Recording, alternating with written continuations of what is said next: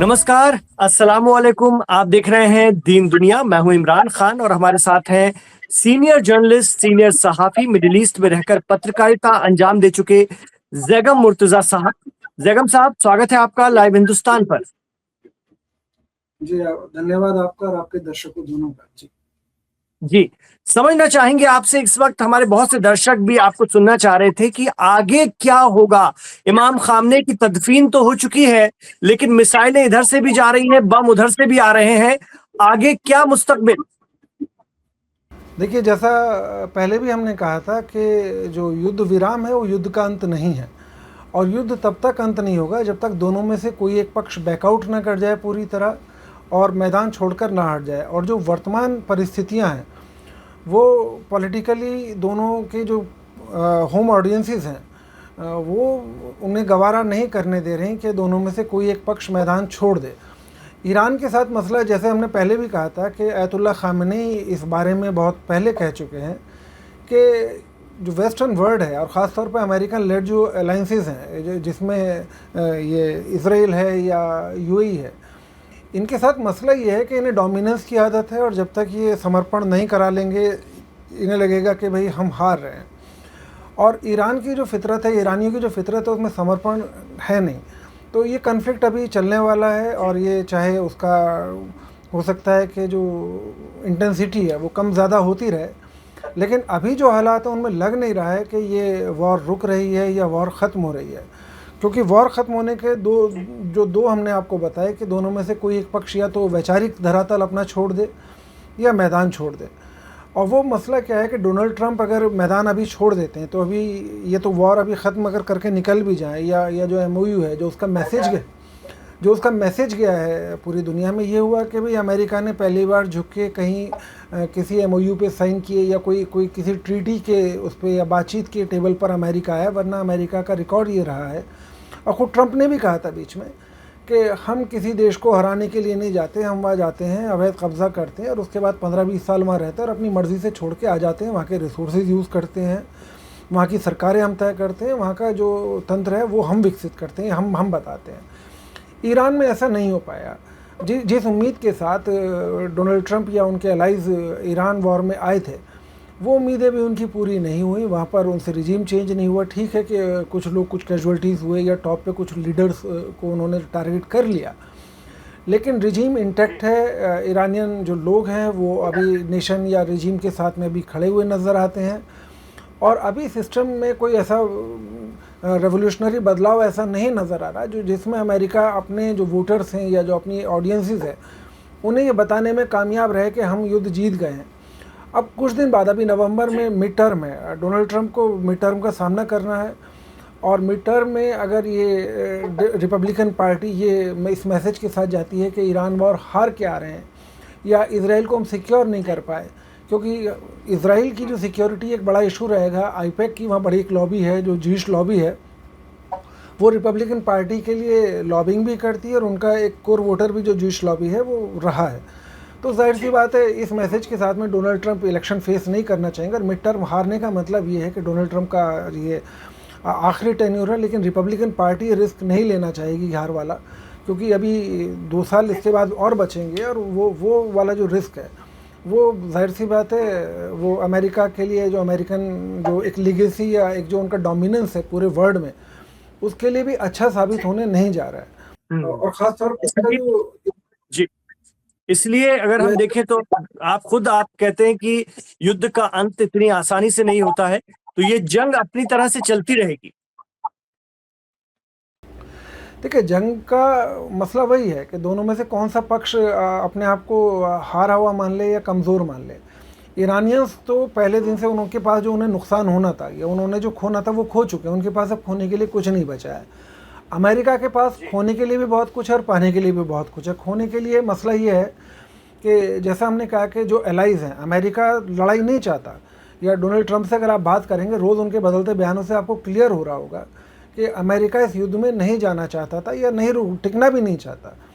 लेकिन जो एलाइज उसे फंड करके लाए हैं या फोर्स करके लाए हैं, इसराइल ने उसे पुश किया इस वॉर के लिए, यूएई ने फंड किया है या कुवैत ने फंड किया है, बहरीन ने, अगर उन एलाइज को छोड़ के अमेरिका चला जाएगा तो अमेरिका का इकबाल भी ख़त्म होगा, उसके एलाइज वहाँ बिखर जाएंगे, उनका सर्वाइवल मुश्किल हो जाएगा। और ये बात बाकी कोई चीज़ माने या ना माने, लेकिन ईरानियंस को इस हालत में अगर आप डोमिनेंट फोर्स के तौर पर अगर मिडिल ईस्ट में छोड़ के अगर निकल जाता है अमेरिका, तो ये मान के चलिए कि बहुत सारी जगह रिजीम चेंज भी होंगे, बहुत सारी जगह एक नए कन्फ्लिक्ट्स पैदा होंगे। तो उन्हें रोक के रखना अमेरिका की जिम्मेदारी भी है, क्योंकि भाई अमेरिका के दम पे ये वॉर शुरू हुआ था और अमेरिका ही इस वॉर का जो लीडर है। और तो लीडर के ऊपर जिम्मेदारी, लीडर मैदान छोड़ देगा तो बाकी एलाइज के साथ में बहुत दिक्कतें भी आने वाली हैं, और ख़ाली यहाँ नहीं आने वाली हैं। अगर अमेरिका अपने एलाइज को ऐसे टेंट्रम में छोड़ के चला जाएगा तो ये मान के चलिए कि उनके आगे दिक्कत साउथ चाइना सी में भी आने वाली है। जो नॉर्थ कोरिया है उसे, या जापान है, उन्हें साउथ कोरिया वाला जो कन्फ्लिक्ट है उसमें अपने नए अलायंसेस देखने पड़ेंगे, अपनी सिक्योरिटी की तरफ देखना पड़ेगा। और अभी हम देख भी रहे हैं कि जापान अपनी सिक्योरिटी को लेकर बहुत ज़्यादा कंसर्न्ड है। सऊदी अरेबिया ने बीच में आपने देखा होगा कि अपने आप को जो है जो अलाइन करने की कोशिश की है ईरान के साथ में, या रशिया के साथ, या चाइना के साथ। और इसमें एक बड़ी अहम बात अगर आप उसके बैकग्राउंड में देखें तो आपको याद होगा कि मार्च 2023 में शायद, या हाँ 2023 की बात है, जो ये चाइना ने नेगोशिएट करके ईरान और सऊदी अरेबिया का एक जो पीस डील कराया था, वो अपने आप में एक बड़ा ब्रेक थ्रू था। हालांकि उससे एनिमिटी ख़त्म नहीं हो गई या दुश्मनी ख़त्म नहीं हो गई, लेकिन ये तो तय हो गया कि इस रीजन में अब अमेरिका की जो सोल जो दादागिरी है या गुंडागर्दी है वो रहने वाली नहीं है। उस पर तो इम्पेक्ट पड़ने वाला है, और वो जो उसके अलाइज हैं वो अपने नए अलाइंसेस खोज रहे हैं। जी बिल्कुल, बहुत अहम बात आपने बताई कि चीजें अभी उतनी सीधी नहीं है जितनी दिख रही हैं, और इसमें भी बहुत से पेच हैं। एक और अहम बात यह है कि ये हमने लगातार हम देख रहे हैं, ईरान में इमाम खामनेई के जनाजे के दौरान आवाजें उठ रही थी कि कत्ल का बदला कत्ल, खून का बदला खून। और प्रेसिडेंट ट्रंप खुद इस तरह के बयान दे रहे हैं कि मेरी जान को खतरा है, वो लोग मुझे मार डालेंगे। लेकिन बड़ा सवाल यह है कि अगर आपने उनके लीडर को मारा है, आपने भी तो उनके लीडर को मारा है, तो जाहिर सी तौर पर बात है कि वो भी आप पर हमलावर रहेंगे। हालांकि अमेरिका के लीडर को नुकसान पहुंचाना इतना आसान नहीं है, लेकिन प्रेसिडेंट ट्रंप के इन बयानों को कैसे देखें? नहीं, ये तो देखिए सिंपैथी वोट गेन करने का एक तरीका है। ये पॉलिटिकल एक वो है कि अपने आप को आप विक्टिम दिखाइए, अपने आप को कमज़ोर दिखाइए, फिर आप उसे जस्टिफाई कीजिए जो आप मास मर्डर कर रहे हैं, या गज़ा में जो कुछ हो रहा है, या लेबनान में जो आप बमबारी आपके एलाइज कर रहे हैं, आप फिर उसे जस्टिफाई करने का एक आपके पास एक बहाना हो जाएगा कि मेरी जान को ख़तरा था, इसलिए मेरी मजबूरी थी कि मैंने इस वॉर को नहीं रुकने दिया। और ये वॉर उनके कंट्रोल के बाहर है। दिक्कत ये है कि डोनाल्ड ट्रंप इस वॉर को रोकने में नाकाम रहे हैं, और ये पहली बार ऐसा हुआ है कि, क्योंकि माना ही जाता है कि अमेरिका दुनिया भर की जो कंडीशंस हैं उन्हें कंट्रोल करता है, या जितनी भी घटनाएं हैं वो अमेरिका की मर्ज़ी के बिना, लोग कहते हैं कि पत्ता भी इस ग्लोब पर नहीं खड़कता है। लेकिन ऐसा पहली बार हो रहा है कि अमेरिका इस वॉर को कंट्रोल करने में कामयाब नहीं हो पा रहा है। उसके एलाइज उसके काबू से बाहर निकल रहे हैं, जिनसे उसकी लड़ाई है वो उसके काबू में नहीं आ रहे हैं।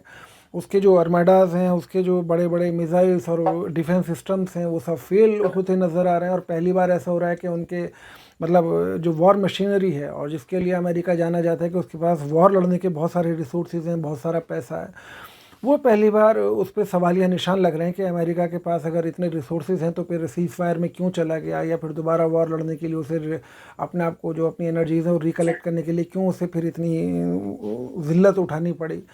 तो ये सब चीज़ें तो उसके सामने हैं और ये चल रही हैं। जी बिल्कुल।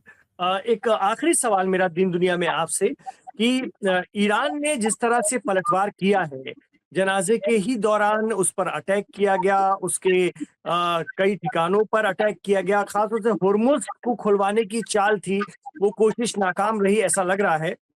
लेकिन जब ईरान ने मारना शुरू किया तो उसने बहरीन में मारा, कुवैत में भी मारा, जॉर्डन में भी मारा। कतर में क्यों मारा? मेरा सवाल आपसे, कतर के साथ तो उसकी एक तरह से डील हो रखी थी, कतर तो मीडिएटरशिप में भी है पाकिस्तान के साथ मिलके ईरान अमेरिका की डील में, तो कतर पर ईरान ने क्यों मारा? देखिए, ये बात सही है कि अमेरिका ने एक अपॉर्चुनिटी देखी थी कि पूरा ईरान अपने जो दिवंगत उनके सुप्रीम लीडर थे उनके तदफीन में लगा हुआ है, बिज़ी है, और उस बीच में उन्हें लगा कि IRGC सिक्योरिटी प्रोवाइड करने में, क्योंकि बड़ा मासेस आपने देखा कि जिस तरीके से अयतुल्ला खमेनी के चाहने वाले इराक़ और ईरान में जुटे, तो ज़ाहिर सी बात है एक बड़ा सिक्योरिटी कंसर्न IRGC या जो ईरानियन सिक्योरिटी ऑपरेटर्स है उसके सामने रहा था, और उसमें बड़ी उसे सिक्योर करने में, और लास्ट डे हमने देखा भी कि मशहद में कैसा टेरर अटैक हुआ, तो उसे बसीजीज़ ने उसे विफल किया। तो यकीनन उसमें सारी एनर्जीज़ लग रही होंगी, तो अमेरिका को लगा कि गोल्डन अपॉर्चुनिटी है, ये लोग इधर बिज़ी हैं और हम हॉर्मुज़ इसे खुलवा लेंगे। तो उसने एक अपना एक जिसे ओमान चैनल कह रहे हैं या ओमान रूट, जो थर्ड एक वाटरवे है हॉर्मुज़ के अंदर, कि उसे हम खुलवा लेंगे, उसके ज़रिए हम अपना काम निकाल लेंगे। लेकिन ये बात अमेरिका शायद नहीं जानता था कि जो IRGC है उसमें अलग अलग विंग्स हैं, अलग अलग सेक्शंस हैं। जो बसीजीज़ हैं वो इंटरनल सिक्योरिटी की ज़िम्मेदारी अलग लेवल पे उठाते हैं। IRGC की ज़िम्मेदारी जो एक्सटर्नल थ्रेट्स हैं या जो मिलिट्री है वो भी एक्टिव है। ऐसा नहीं कि ईरान के पास एक रेगुलर मिलिट्री और पावरफुल मिलिट्री है, तो उसको नज़रअंदाज करके आपको ऐसा लगे कि हम हॉर्मुज़ में चले जाएंगे। और अब रही दूसरा सवाल, आपने कहा कि कतर पे क्यों मारा, बाकी लोगों पे तो ठीक है।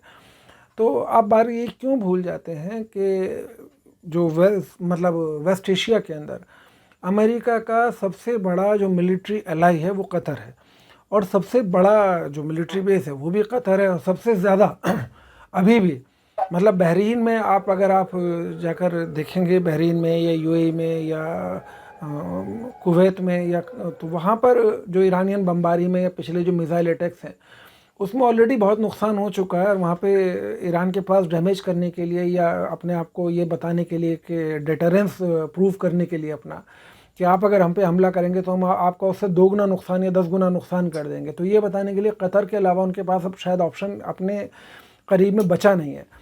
और ये बात साबित करती है कि जो ईरान का अटैक कतर पर हुआ उससे ये भी साबित होता है कि ईरानियंस अपना जो टारगेट्स हैं उन्हें पिक एंड चूज़ अपनी बहुत केयरफुली कर रहे हैं, और उन्हें मालूम है कि कहाँ पर चोट पहुँचानी है, कहाँ चोट पहुँचा सकते हैं।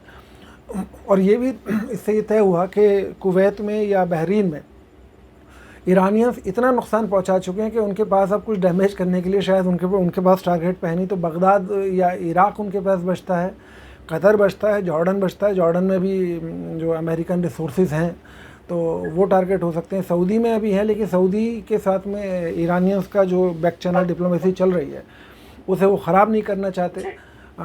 कुवैत ने भले ही उनके साथ में आप ये मान के चलिए कि उनकी बातचीत चल रही है, उनका ये है, लेकिन आपने बीच में देखा भी होगा कि कुवैत का एक बीच में बयान आया, कतर का बीच में एक बयान भी आया कि अभी जब तक जो अमेरिकन जो $6 बिलियन जो उनके फ्रीज़ हैं कतर के पास ईरानियंस के, वो हमने भी डी फ्रीज़ नहीं किए हैं, या अभी हम उसको प्रोसेस को अभी जब तक अमेरिका के साथ हमारी सारी बातचीत या क्लैरिटी नहीं आ जाएगी हम उन्हें डी फ्रीज़ नहीं करेंगे।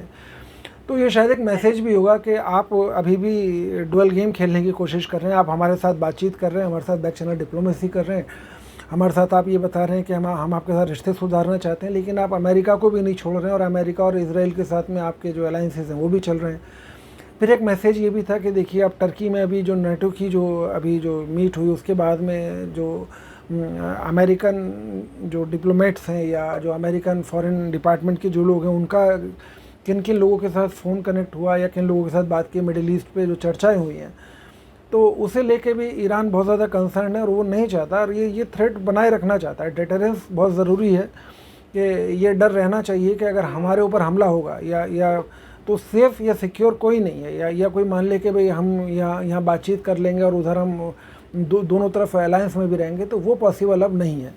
आप इधर आइए या उधर आइए, दोनों में से आपको कोई एक अपना फ्रेंड चूज़ करना पड़ेगा। अमेरिका के साथ रह के आप सिक्योर नहीं है, और ये मैसेज भी था, ये ये ईरान बार बार ये मैसेज दे रहा है कि भाई आप सेफ हमारे साथ हैं, अमेरिका आपको सिक्योरिटी नहीं दे सकता। जी बहुत बहुत शुक्रिया जैगब मुर्तज़ा साहब, दीन दुनिया शो से जुड़ने के लिए, और बहुत अहम इस वक्त के सवालों पर आपने अपने जवाबात के जरिए रोशनी डाली और बहुत अच्छी तरह से हमारे दर्शकों को समझाने की कोशिश की। हम वक्त वक्त पर आपसे और भी आपको जोड़ते रहेंगे और आपसे बात करते रहेंगे। फिलहाल दीन दुनिया शो में जुड़ने के लिए आपका बहुत बहुत शुक्रिया। शुक्रिया आपका, धन्यवाद। तो ये थे जैगब मुर्तज़ा, सीनियर सहाफ़ी, सीनियर पत्रकार, आपको दिन दुनिया शो अगर अच्छा लगा है तो इसे लाइक कीजिए, ज्यादा से ज्यादा शेयर कीजिए और हमारे चैनल लाइव हिंदुस्तान को भी सब्सक्राइब कीजिए। इमरान खान के साथ आखिर तक जुड़ने के लिए शुक्रिया। अपना ख्याल रखिए, अपनी दुआओं में हमें याद रखिए।